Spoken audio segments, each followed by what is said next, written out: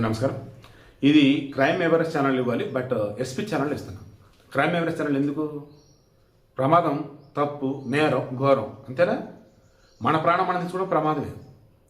ఏ రకంగా? అజాగ్రత్త, అశ్రద్ధ, అమాయకత్వం. గతంలో సరే అది వద్దులే, డైరెక్ట్ పాయింట్కి వచ్చేస్తా. కూలర్ అండి, కింద నీళ్ళు అయిపోయినాయి, నీళ్ళు పోయాలి. అప్పుడు నేనేం చేయాలండి? స్విచ్ ఆపి నీళ్ళు పోయాలి.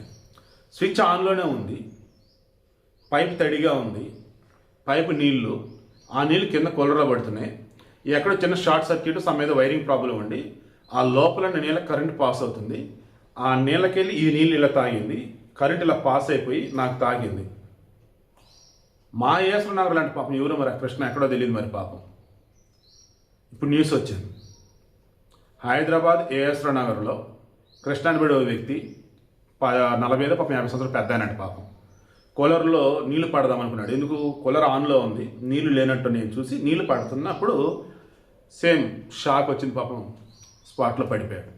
చుట్టుపక్కల ఉన్నటువంటి ఇంట్లో వాళ్ళు చూసి పాపం భయపడిపోయి ఇమీడియట్గా ఆసుపత్రి పట్టుకెళ్తే అప్పటికే చనిపోయాడమ్మా అన్నారు. మొన్న మధ్య తెలంగాణలో ఎక్కడో ఇస్త్రీ బాక్స్ లోపల వైరింగ్ ఏదో ప్రాబ్లం ఉంది, స్విచ్ ఆన్ చేశాడు, వచ్చి పట్టుకున్నాడు, షాక్ కొట్టేసింది.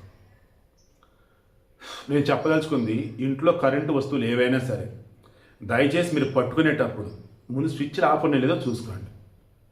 మరి కరెంట్ ఇస్త్రీ బాక్స్ అన్నప్పుడు స్విచ్ వేసేదండి ఇస్త్రీ చేయాలంటారా? దెన్ స్విచ్ ఆన్ చేయడానికి ముందు మొత్తం చూసుకోండి, జాగ్రత్త ఉందో లేదా అని చెప్పేసి. దయచేసి జాగ్రత్త. కూలర్ ఆన్లో ఉంచి నీళ్ళు పడే ట్రై చేయొద్దు, ఆఫ్ చేస్తే నీళ్ళు పోయండి ప్లీజ్.